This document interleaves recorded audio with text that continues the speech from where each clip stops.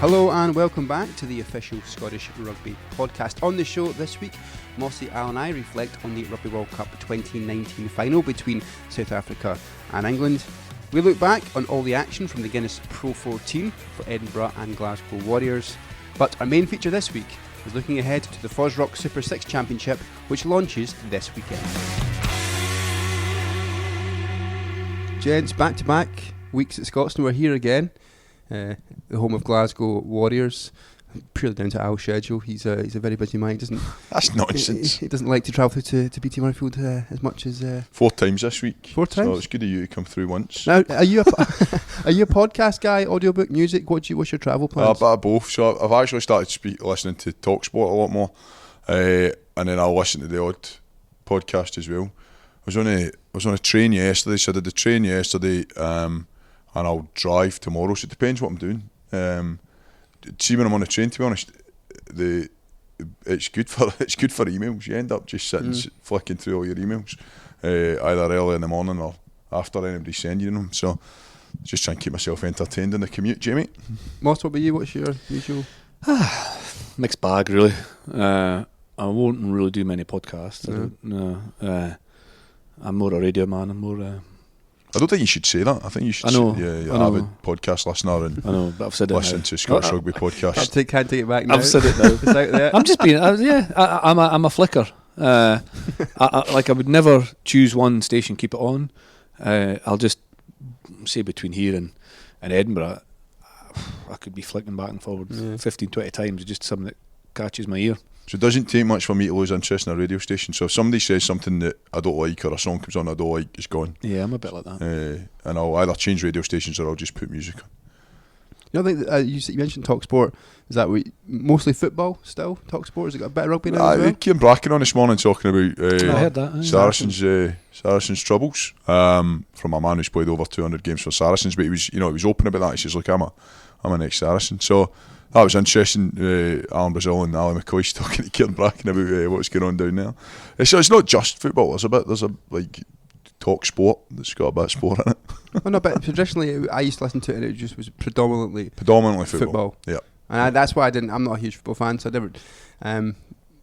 But I think maybe they also had the World Cup rights, did they not, 1 year as well in 2000 and 2015, I think. Yeah, they had updates and stuff. I think this time round as well. So that's a big sporting event, really, a massive sporting event, really. So and on that note, it's all over now. The Rugby World Cup has ended. The 9th one, the first one in Asia, ended last weekend. Gents, thoughts on the final between England and South Africa? Difficult to remember. I'm sure I predicted South Africa last week.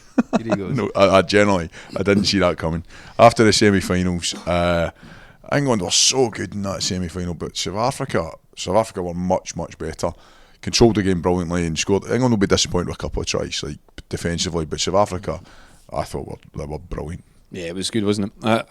Somebody reminded me afterwards that I must have said beforehand that South Africa would win the World Cup. I can't really remember it. I think you did. I remember saying nonsense. But I think I changed my mind after being at the New Zealand-South Africa group game, because I thought New Zealand hadn't really picked their strongest side, and then I thought, actually, I'm going to go back on that. I think New Zealand. I think this may be the final, and I think New Zealand will probably pick a different team that'll have more experience that would win over in the final. And I think I also said that the team that would win it would likely lose a pool game at some point as well. You did, so I do remember that. Credit to you, because I changed my mind about 3 or 4 times in between. Well, I remember the New Zealand-South Africa conversations, and you were talking. I think you also thought that South Africa would win that first game. I thought they would win it, and then New Zealand were dominant in that first game, and you were a wee bit humming and hawing. But yeah, I remember you did say but the final itself, I thought the brilliant thing, the couple of brilliant things for me was that South Africa actually had far more balance to their game in terms of how they played, and they didn't kick quite as much. Basically, everybody assumes that you know what South Africa are going to do, because they usually do what they do, and it's like kick hard and run hard and be very kind of organised and structured and a simplistic game plan, really. And because they're so big and physical, if you know it's coming, you've got a better chance of dealing with it. But I think what they did was they moved the point of attack, they kicked less, they moved it to the width a wee bit, they had more through their midfield. So therefore, England didn't really know where the power was coming from, and that just depowers the defence, because if you're set and ready, because you have to be set and ready for these massive South African men, but because it was England weren't quite sure where they were playing, because it was a bit more balanced to the game. I think it was far more effective. And the other thing I thought was brilliant was for all the I suppose the science and the detail that goes into the game now, and how deep the game's analysed, and how, as players, as coaches, as spectators, as pundits, whatever, it was actually something really basic that underpinned the win. And it was like England's basics were poor. Like their set piece was poor. Set piece for me. Bad decision making, and it was just like, for all the kind of screeds of depth and data and science, it was the basics done well that won the World Cup. Yeah, I mean the set piece was there was so much more to the game clearly, but the scrum, five penalties I think South Africa managed to get. It was kind of parity at the end. England got one penalty. If you're South Africa at that point, you're kicking yourself, because that's a lack of concentration when that happens, when you've been so dominant. But the line out as well, so there was 2 or 3 key steals where all of a sudden England needed the ball, they needed to be able to control it, play themselves into the game.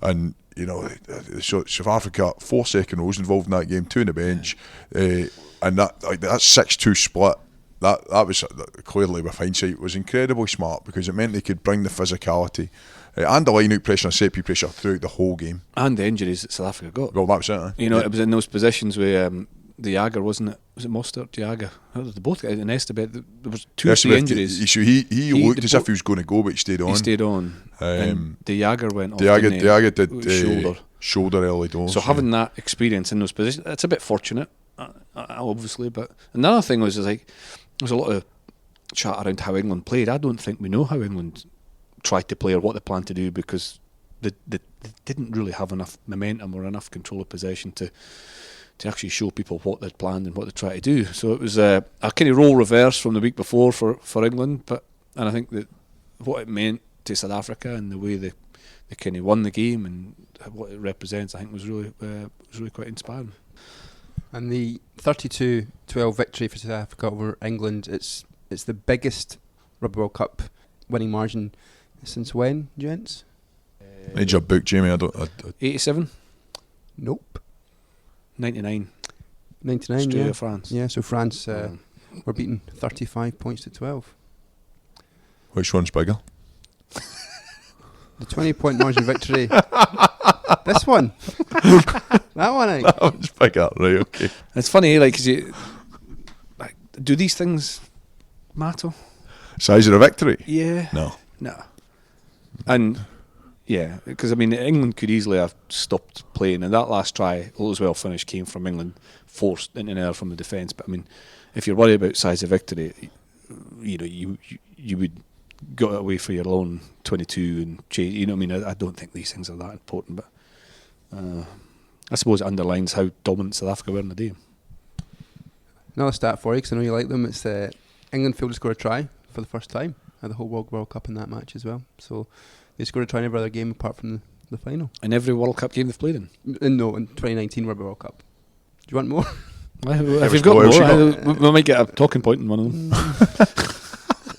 No, you're right then. No, give us more. What else you got? You've run out, haven't you? You've said you want more, and now you're panicking because you don't have any more. Let's talk about the head coach, Erasmus. He was at Munster. He decided to leave, take up a job in South Africa. I think he made himself director of rugby and then appointed himself as head coach. Yeah. A very brave decision, but it's paid off dividend. What do you think about him as a coach and his style and what he's brought to the national team? You can't argue with it. He's world champion. He's world champion. He's won a rugby championship. South Africa, and probably heard more about it just in the kind of latter stages. There's so many challenges in South Africa as a country, and rugby is so massive that there's an opportunity there to kind of galvanise a nation. And we've seen it before, so in '95, and they're talking hopefully that this will do it again. So you've got to give credit to the man, not just for his rugby vision, but for the vision, the bigger piece as well, and the story that South Africa tell through their victories. So I mean, there's undoubtedly a fantastic story, and a fantastic story that's got a brilliant. I was going to say ending. It's not an ending. They can't let it be an ending. They've got now world champions, and they've gone through that whole tournament in a great manner, conducted themselves brilliantly. So, I mean, you can't say enough good things about him, can you? He worked in South African rugby before coming, obviously, to Munster. And South African rugby, we all know, is dictated by physicality. And you think of some of the amazing players I've had in the past, like smaller players like Brayton Paulso, Brent Russell, and I always thought when I was playing against these guys, thank goodness they don't get the ball that often because they're so sharp. But it was always kind of physical first, and that's just a mentality. But I think having coached overseas, Erasmus kind of picked up a little bit of that with the balance that was needed. And he didn't see too much in the World Cup, but World Player of the Year Peter Steph Toy in the Rugby Championship developed this really good offloading game. So he's an amazing back row player, but he was in the outside channels offloading. And I think bits of what Rassie Erasmus picked up overseas, not exclusively, but I think it probably added a bit more balance to how he can see the game being successful. So it's not just that really South African mentality of being, completely route one the whole time and aggressive. It was to get to the final, but I think in the biggest game, which was obviously the final, he did add that balance, and I think he maybe learned some of that from coach. I mean, he was the coach of the Munster team that you guys beat in the final, wasn't he, in Pro14? So was he 3 or 4 years at Munster? 3 years, I think. Munster, yeah, and then kind of SOS to get him back. So I think his time over here helped him. But a brilliant person, a brilliant ambassador for the sport, and there's a lot of pressure in that job. But he spoke really well about pressure before and after the game, and he's got his reward from. Really, there wouldn't be many people who'd have thought South Africa would have gone and achieved that in such a short time from where they were, pretty low down 2 or 3 years ago. When was it like the one rate of 20%? I was struggling. They were in a bad place. Now we've talked about this, Mossy, a few times. How does he do that? Does he do that by developing players? Giving players more skills through the training that allow them to make smarter decisions on the park, or is that guys, here's your list of tactics, this is what we're going to do? What's your thoughts on that? It depends on your players, I think. But I think in South Africa, you've got a depth of player that you can almost, you'd imagine, select the player for how you want to play your game. But I think he's probably not done that. I think he's probably changed the way that some of the players play and changed the mindset I would some agree of the with players play. And Peter Steph Toy is a perfect example of that. I think he's brought stability at 9 and 10 as well. He changed the law around overseas players playing for South Africa, and Kenny Faf declared falls in Willie LaRue, who I didn't think had a particularly good tournament, but solid enough in the final, though. Solid enough in the final. His best game was the final, which signed a good player. Francois Lowe from Bath. Francois Lowe coming off the bench. It's mind blowing. So I think stuff like that. He's created an environment that has allowed them to be successful with the hope that then inspires the next generation. But I do think he's changed the game a wee bit, and aligned to what I was saying before, and a bit less confrontational at times, or always confrontational, but not only confrontational. You need to do that. You have to prove it works, and by winning, I think they won the series against England last summer, and then they won the Rugby Championship. Then that proves to his players that the changes and the implications he's trying to change, or the things he's implementing, does work. And I think it's an easier sell. So it can't be without its challenges, any international coaching, especially that international coaching environment. But he's done it right. I thought it's a loaded question. I mean, I agree with you. I think that it's clearly a balance, but he's empowered. For me, it looks as if he's empowered the players. The players, South African boys, they've got the skill set, and everybody talks about them being big and physical, and yes, they are. I mean, it's a nation. They've got huge rugby players to pick for, but good rugby players as well. And when I look at the difference between their semi-final and their final, it seemed to me as if there was almost more nerves in the semi-final. There was a reluctance to play rugby out of the kind of safe comfort zone, because if they'd lost in the semi-final, that was a major failure. Now, getting into the final, it looked to me as if there was a wee bit more freedom, and now that's credit to, I believe, the environment he's created that week in particular to say, guys, let's go out, let's get our basics right, but let's not be scared to play a bit of rugby when it's on as well. Or did he think that England were more physical than Wales, and thought he maybe eventually we are 6-2 split with the injuries that Wales had, with the kind of, I suppose, the drop in experience that Wales then had, especially front five around their bench. he maybe thought, right, we'll just that's where we'll go, and he maybe thought that tactic of just being overly confrontational for 80 minutes against England, they maybe wouldn't get the change. I mean, that's kind of the first question I was asking. Tactics are, there's bound to be a bit of both, isn't there? But I just felt as a group of players, now when the game's going well for you, that can happen. Naturally, you feel good, you maybe give that offload on another day you're hanging on to because you're worried about making a mistake. But they just looked as if they were out there in a relaxed mood. Now, that first 15 minutes of the game is crucial to that for any player. But they got the best out of every single player that took the park. Whereas England were pressurised. They were making mistakes they hadn't made all tournament. We got Toji missing the kick-off. That's not like him. He's normally up there gathering that and he'll drive the ball for a penalty. So the pressure in the game on England made them make mistakes, and the flip side of that, South Africa looked free. They looked as if they were in a great place for playing that game. I suppose that's why it's called a sport, isn't it? Because there is the element of risk, chance, form, nerves, pressure, whatever it is, and that's why we tune in and watch. And we've probably covered everything, so thanks for listening. We're here at Scotland. Let's start with Glasgow. Great to see them get that big victory against the Kings last week, 50 points to 0. I think you were at the game, Mossy. Were you here, Al, as well? Or? I was. We had a bunch of former players, so although I was here, I wasn't working. So we had Eric Milligans and Dougie Halls and Guy Perrett's and Callum Forresters and Graham Morrison's and Henderson. 17 of the boys in, and it was brilliant. Great to see a few old faces, and we sat and watched the game through the firework haze. I don't know anybody was watching it. I didn't see it on the telly, but live there was a firework display at Jordan Hill School, and all the firework smoke was blown over the top of the pitch. You couldn't see it. You couldn't see it. So I don't know what it was like on the park. Adam Hastings after the game used it as an excuse up the stairs for some of his kicking. I think it was a bit tongue in cheek. But yeah, I mean, it was a surreal atmosphere because this haze was sitting over the top of the park. But you know, Glasgow did what they needed to do. They took their opportunities, and probably could have been more. But Glasgow needed that win. The Kings didn't perform well and are struggling a wee bit. But a few boys coming back from World Cup duty and doing really well. So for Glasgow, it was an important win, and they've got to beat the team that's out there. And they took great opportunities and scored some great tries. Yeah, good start to the game. Certainly clinical, exactly what we're looking for. And then the kind of game lost a bit of intensity, didn't it? When I think it was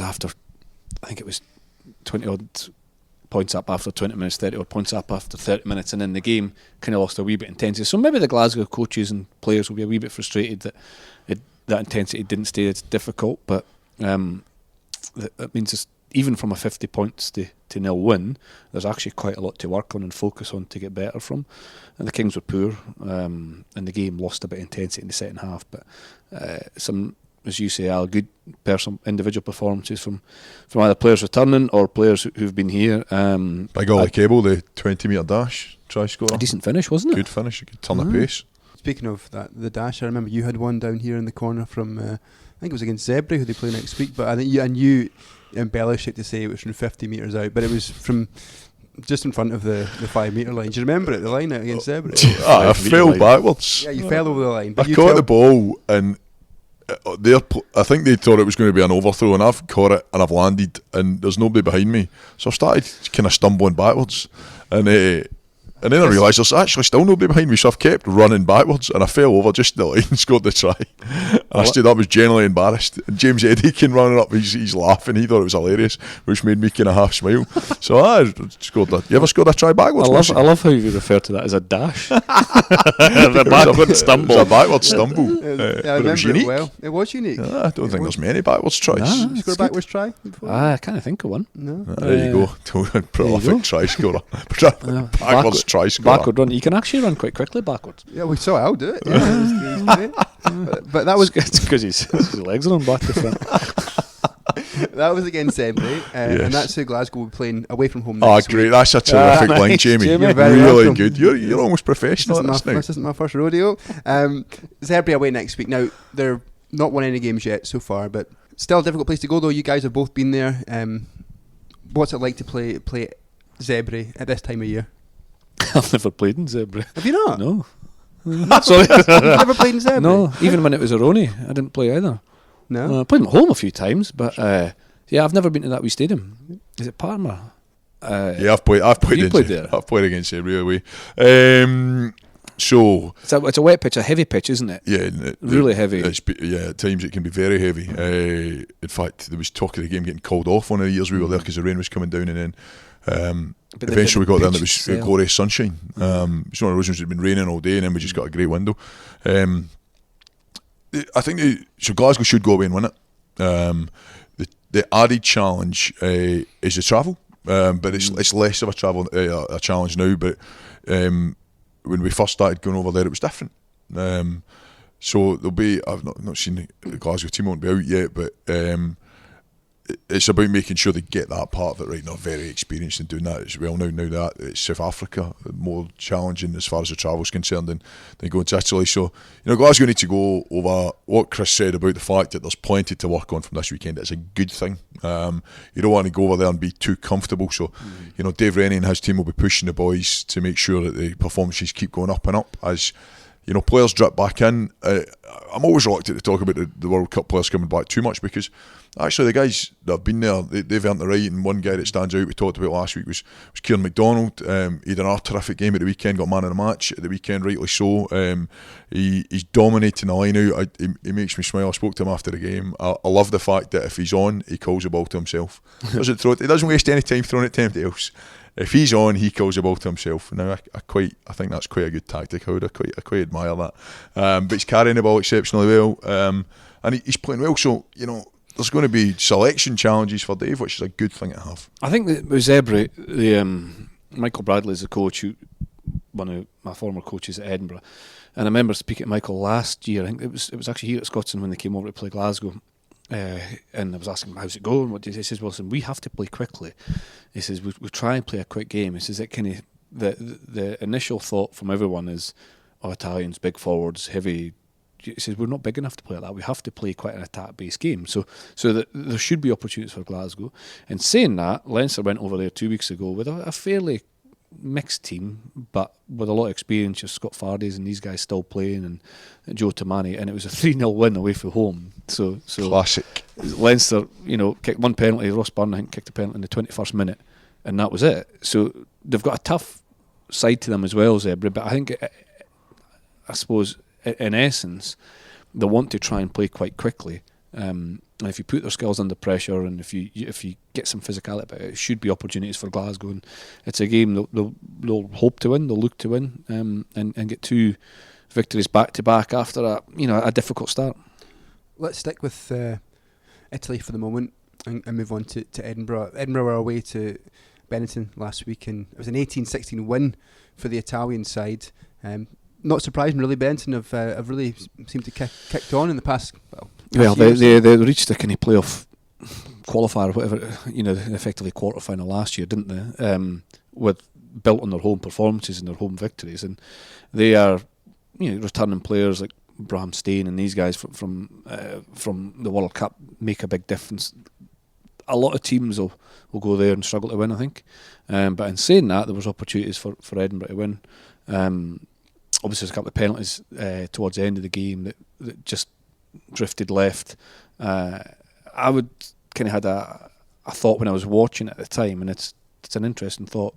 I might be wrong. I probably will be wrong, but Edinburgh had like 5 minutes, 5:40, I think, of time in when the clock had gone red at the end of the first half. Most of which was on. Well, it was all within 5 metres of the Benetton line, and then eventually they won a penalty and they opted to kick the 3 points. I think it was 15-10 at the time, so it was to 15-13. And I just wondered, as a defending team, you'd be quite happy for the opposition.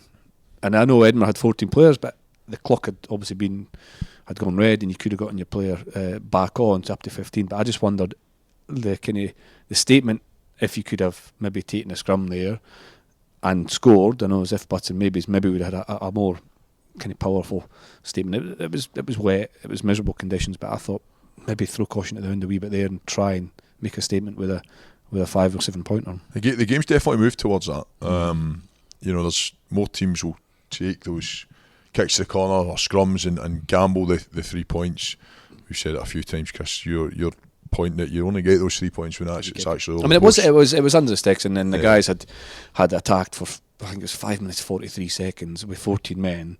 You know, I mean, it was an incredible defensive effort, and you know the caveat that with there were opportunities to win the game later on in the match, so it probably was the right decision to take the 3. But I just thought, I wonder if, as a defending player, holding out for so long, and then only conceding 3, I think it's quite a fillip for the defence. You're quite happy that they opt to kick the goal. Edinburgh will be disappointed, but at the same time, you look back, Jamie, your points value. You look back last season, and it's a difficult place to go and go. So to come back with that bonus point, you know, potentially at the end of the season, with hindsight, that'll be an important point. So it's good that an Edinburgh team's going there and being disappointed that they didn't win.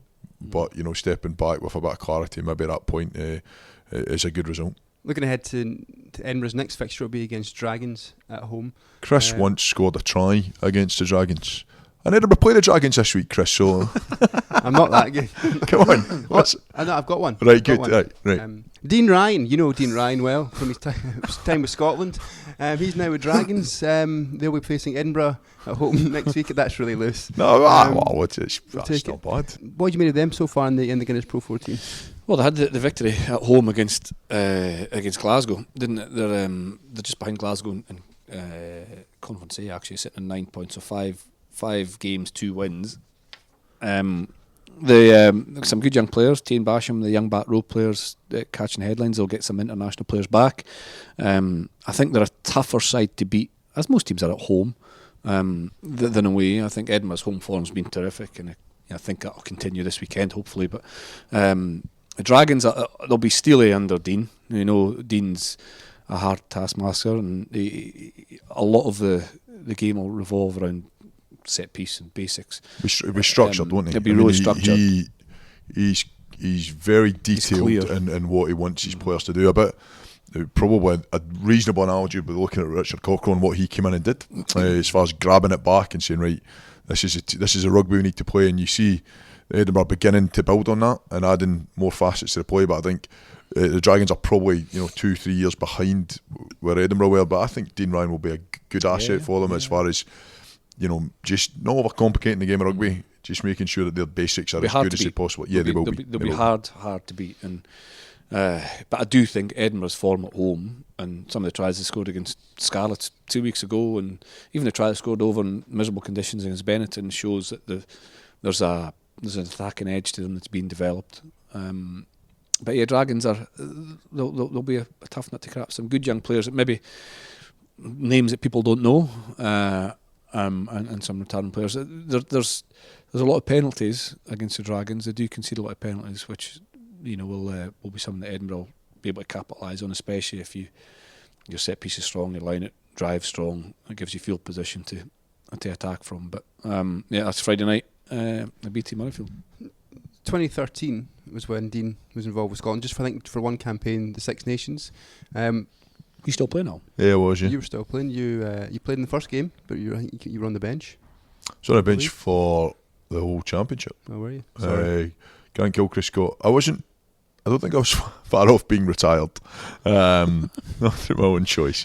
But Dean came in and I enjoyed working with him. Like I say, he's structured. He's got a real clear way of what he wants from you. But he got good performances out of us in that championship. You would have worked with him at Gloucester. Yeah, he was the head coach, director of rugby at Gloucester. They sort of signed me to go down there, and he talks so well about the game of rugby. Like he's a big, aggressive, hard player, and sometimes you just imagine big, aggressive, hard players. He would only be big, aggressive, and hard, but like his detail and his understanding of the game was brilliant, and he actually wanted to develop a game that would kind of tick all the boxes. The lighthouse analogy. Did he have the lighthouse analogy? One thing he did do, and like I was, when I met him, I was completely sold, and like he really has got a real depth of rugby knowledge. But one thing he did that I thought was brilliant, and I've never seen any other coaches do it. He had this innate ability at half time or pre-match or in analysis to kind of draw what he was thinking. Yeah. So he'd bring a flip chart, and he would be able to, whether it was a graph or whether it was a table or whether it was just like a Pictionary type thing. He would be able to articulate where the game had to be played and what had to happen, and almost like a diagram. And I know everybody learns in different ways, but for me, I thought it was brilliant. It gave a real clear picture, old-fashioned kind of whiteboard with a few circles and a few zigzags and a few quarters, and it made perfect sense. And I thought it was really quite a strength to be able to sell your message in picture form when everybody's breathing out every hole they've got at half time trying to listen. Being kind of sold this or being informed and by this picture, I think was really good. And it was something that I've never really seen other coaches do. I remember that. I remember his diagrams. He had a lighthouse analogy as far as us building our foundations from the bottom up. He also had some reasonably complicated drills, I seem to remember as well. And a flashback to doing a drill in the dead ball area of the main pitch at BT Murrayfield. And Dean had explained it, and saying 75-8% of the boys had got it. Who didn't? Who didn't? Jeff Cross, Ewan Murray, running in the wrong direction, running into each other, picking a ball up. It was like watching, you coach your kids, Mossy, and you're watching them, and it's like herding cats. They're running all over the place. And Dean went apoplectic. He was absolutely distraught. He was convinced everybody should have known exactly what they were doing, and regardless of how many times we tried to do it, we kept getting it wrong. I'm sure Big Jim Hamilton had a few things to say about it as well at the time. There you go. Maybe not everybody learns through pictures, then. Well, saying that though, just reading there, Jim Hamilton was man of the match for the game against Ireland that you won in 2013 as well at home. So something must have worked. Was that for the Jim. game where we had like 20% territory possession? I don't have those stats. I know. I think Big Jim played well under Dean. As I say, like Dean, didn't overcomplicate the game, and that worked for Jim. He's not an overly complicated man, but he was he had certain tasks to do, and he performed them really well. So he had a really good championship that year. I have a few ding dongs with Richard Cockrell over the years as well, I'd imagine. Yeah. So it'll be. I assume they'll be quite good mates, but they'll be quite competitive mates. I think either on the field and off the field through coaching. This weekend starts the FOSROC Super6 Championship. It's been a long time coming, gents, but it's finally here. We're all looking forward to it getting going on Friday night. But before we talk about it, I just want to remind everybody of why Scottish Rugby has chosen to do this and the importance of Super 6 and what it will do for the club game. We need a new club structure in Scotland because part of our structure is part-time professional and part of it is wholly amateur, and we've never really come to terms with a governance structure that allows both of those to exist properly together. It's a halfway house that pleases nobody. It's going to house the best part-time professional players all in 6 franchises across Scotland. So we're going to have a better playing environment for these players, playing at a higher standard, and they're going to come under our high performance function and come out of our domestic rugby orbit. So they're going to get better nutrition, better strength and conditioning, better physio, and obviously our head coaches will come from our professional programs as well. So they're going to be in a hugely beneficial environment that allow them to be the best they possibly can. So Mossy, I just heard from Chief Exec Mark Dodson there explaining the need for the FOSROC Super 6. And he mentioned not just the players, the coaches as well. You've had a look through some of the coaches that have been aligned to the team. There's a fairly good chunk of young coaches and hungry coaches that are going to be involved in Super 6, isn't there? I think it's a great group. It's a group that's evolved a wee bit as well, just over the last kind of year or so. And kind of like Stevie Laurie, when opportunities have come up, you can see that this group of coaches are going to be looked at closely for developing through into the kind of professional parts of the game, or under 20s coach, all that side of things as well. A lot of ex-players, a lot of guys that both Chris and I played with over the years. Andy Kelly's a guy who's going to come into Heriots. Phil Smith takes over as interim head coach at the moment. Andy Kelly comes back from Hong Kong. That's, for me, a great story. Not just in the coaches but in the players as well. The amount of opportunities this has opened up for players and coaches to come back to Scotland to be able to work in a part-time professional environment, but an environment from a coach's point of view where they are leading that whole programme. They're building their squad, they're looking after a budget. The development in there will be absolutely fantastic. Guys at Stan, like Ben Cairns at Stirling, it'll be interesting to see how their style of rugby compares to what Ben's been doing as a head coach previously, and the same at Ayrshire Bulls with Pete Murchie. Like, Pete Murchie's a guy I know very well. He's really into his detail, so I'm intrigued to see how they come out and how they play. I think this weekend's going to be very interesting viewing. You mentioned Ben Cairns there of Stirling, and late last week we caught up with Ben. Look, I think initial impression, we've had sort of two pre-season hit-outs, one against Watsonians and then a triangular against Barrymuir and Ayr, so we've already picked up 3 of the Super 6 sides, so half our opposition, if you like, or more than half our opposition. So my immediate thing when we played Watsonians was physicality, definitely gone up a notch, which is good. That's, you know, if I look at where the Premiership was and how we better support the pro team, that was a major factor, was that physicality within the game. So that's taken a step up, and that's down at the boys' conditioning and put more hours into the gym and being a bit better Nick that way. Skill level, I think we're starting to see that as game plans come together and guys are starting to get on the same page. Speed of the game we would hope would be higher. I think we've seen that in patches, but again it's been tough through pre-season because guys are at different stages, you're alternating who's on the pitch at the same time, so it's hard to see those combinations, and you're not really sure what the opposition are doing in terms of that at the same time, so that's hard to tell, but certainly initial thoughts would be physicality's upped, that pace and certainly skill level looks like it's going to create a sort of real step up in intensity for Super 6. Yeah, like there's a lot of players that have played Premiership rugby, obviously. There's a lot of players aligned to academies. There's up and coming players coming through, and I was just really I'm really looking forward to this weekend just to see what the standards like and what the performances are like. I don't think we need to make snap judgments after one weekend, but I'm really looking forward to it. And when I had a look through the squad, there's some pretty talented older and pretty talented younger players, and I had a look at just like some examples. Really, I don't want to just reel off a massive big long list, but if you look at Watsonians first, for example, you've got somebody like Jamie Hodson, who's a young player who's played a lot for Edinburgh of late, second row, and he would kind of jump out as one of the young players in the forwards, and then somebody who's not old but a kind of more experienced player like a Ross Graham, a hooker, for Watsonians. So there's a couple of names right away that would jump out. Backs, Ewan Fox is a young 12 who's a really attack-minded player, plays a bit of standoff, been involved with the academy, and then somebody like Lee Miller is an experienced number 10. So that kind of gives you a flavour of kind of Watsonians. I mean, amongst ours, as I say, 30 odd men squad. So it is really important. But yeah, I think I find it hard just to sit and read out a list, but I could, because there's so many good players. It's a balance as well, though, isn't it? It's the balance of experience. It's just rather than go back to the coaches. The coaches been able to build a squad that has. You're not. Well, I was going to say you're not going to win anything just with young kids, but I think somebody said that before. But you need to have some of these experienced guys coming through or coming in as well.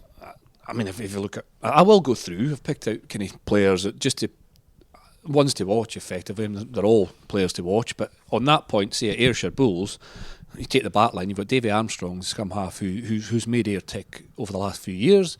Hard.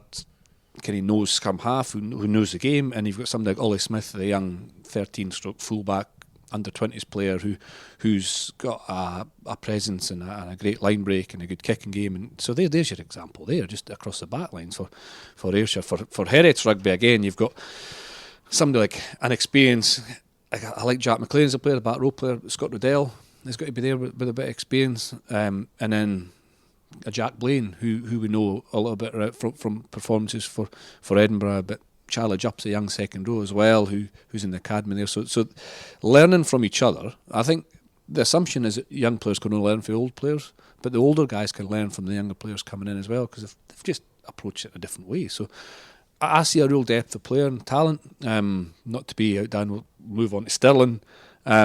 Less experience, I think, in the Stirling County squad, more kind of up and coming young players that jump to mind. You do have Rayner Kennedy, the hooker's got a bit of experience. Cammy Henderson's a young second row again. A few second rows coming through, Al, actually. Yeah.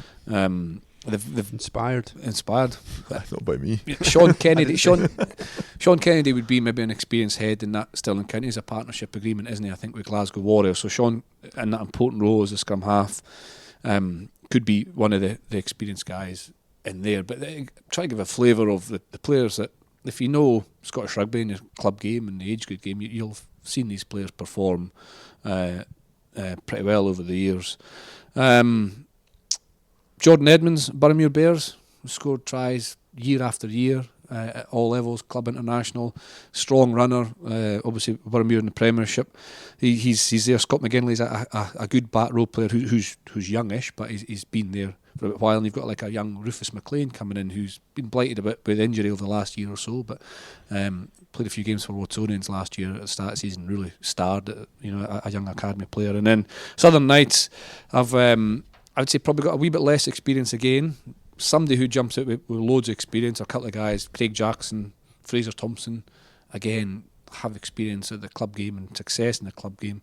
And we've got like a young Rory Darge in the back row who's a quality player. So I know that's a kind of long list of names without too much context, but just when I look through the squads and I look at what some of the older players, not necessarily older in age, I might be getting shouted at because I'm only 24, I'm only 25 or whatever, but the more experienced players and some of the younger players, I think that sums up exactly what the FOSROC Super 6 should be.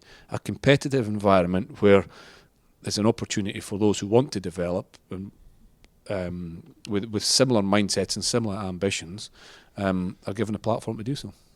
Yeah, and don't forget, you can get involved and get down to the clubs to watch the games live, or you can check out our coverage of the games, because the FOSROC Super 6 tournament will have its opening season broadcast live simultaneously on both the BBC Sport Scotland website and Scottish Rugby TV. Also, every Super 6 team will have at least 3 live broadcast matches with highlights from all other fixtures of each tournament round available online at scottishrugby.org. But I'm hearing there's some big numbers going down to the opening game on Friday night between Boroughmuir Bears and Stirling County at Megaland. I think it's brilliant. Beginning of the week I heard over 1,000 tickets already sold for Boroughmuir Bears game, so that's great. Like, the more people can down and take that in, I think it's a fantastic televised game, an opportunity, and a Sunday afternoon takes me back to rugby special. But to sit and watch what will be a good game of rugby, and I think the profile opportunities for these I was going to say young players, for all the players coming through, really important, and we can see how strong that is. It makes it more visual for all Scottish rugby fans to be able to take in how strong that group of players, that league is going to be. A really random, open-ended question now, but do you think, and it's totally hypothetical, I understand, but do you think the star players or the players who stand out and say in week one, I don't know what snap judgments, will be the more experienced guys who've played Premiership rugby over the last 3, 4, 5, 6 years, or the young players who are maybe been involved in age grade stuff? What do you? So obviously it's a total poll, but like, who do you think will adapt quickest to the new format? So it'll be interesting from a player's point of view and from a team point of view. Will it be the traditional, the teams who have been winning the Premiership for the last 2 or 3 seasons, or will we see, somebody else coming through as a bit of a bolter? From a player's point of view, it's probably down to the individual. That's if I was to look back on it and the pathway I went through, I went from Allen Glens to Stirling County to then try and push on and get that professional contract. For some of the players, that's what it'll be about. It's that platform to move on. For others, it's just about playing rugby to the best of their ability at the top level they can play at. So there's all sorts of motivations in there. Some young lads clearly with an eye moving up, and other guys just looking to make their club, their franchise as strong as possible. I generally I'm excited about it. I think it'll be brilliant. I mean, anything new creates an interest, but there's such an interest, and let's say it again, you don't really want to make judgments after one game or one weekend, but I do think there's a genuine interest into like what will happen, who will play well. How old were you? When you signed professionally? 21. Yeah. So like, you look at that. Like, did 3 years with Gala, 3 years in senior rugby. Yeah. Over 100 odd games or whatever in senior rugby before turning professional. And then one thing I was going to say, as you were talking about there, that when I asked you that question, again, it's maybe unrelated to FOSROC Super 6, but what age do you think you could be before you turn professional? Like, how old do you think you could be before you turn professional? Could a 25, 26-year-old guy still? I'd like to think so. So I think by guys like John Welsh was playing at GHA and came through reasonably late in comparison, that we're not a big enough country, we don't have enough players to let anybody slip through the net. So this, maybe some guys that have gone through are 20, 25, 26 years old now and have missed the kind of first opportunity, will have a chance to step up and we'll move on. I'm reluctant to say that as well, because it's not just what it's about. Yeah. Like, it's not just about developing. Clearly there's a massive development part to it, but there'll be guys in there who are the standard, because it's compressed to 6, well undoubted to go up straight away. Probably not. It'll take a bit of time to bed in. These are new teams, new coaches. They've had a lot of time to prepare, though. They have had a lot of time to prepare. I think, sorry, going back to your previous about how late you can be, it's how young you can be as well. Yeah. Like, when I turned professional, I was 20, and it definitely took me 2-3 years to get up to speed physically. Now these guys are coming out now at 17, 18 years old of academies or school systems or club systems, and physically they're just about ready. Like, I look back at guys like Stuart Hogg coming in, who it used to be just outliers. It used to be guys like Ross Ford who came in and you're like, wow, he's ready. But now it's the norm. But this, for me, 17, 18, 19-year-olds, it's a brilliant platform to them to move into. A bit like my pathway from into Stirling County. I can see a lot of these guys getting picked up young into the FOSROC Super 6. Yeah, and speaking of 17, 18-year-olds, if you're under 18, you can go to these games for free. For more information, check out scottishrugby.org. And then we call this podcast Jamie's Links. I mean, it's been terrific, Jamie. It's been very good today, isn't it? Yeah, I think you really. I think that one might just have been natural as well. Did that just come to you? Or do you have that written down? Sometimes you just It's just there. I can't really explain it. It's just, you've either got it or you haven't. You know what I mean? It's just it just kind of happens. Mate, you are hot today. Well done. Cheers, Al. Anyway, that's all from us this week on the official Scottish Rugby podcast. We'll be back next week with more exclusive chat here on the podcast.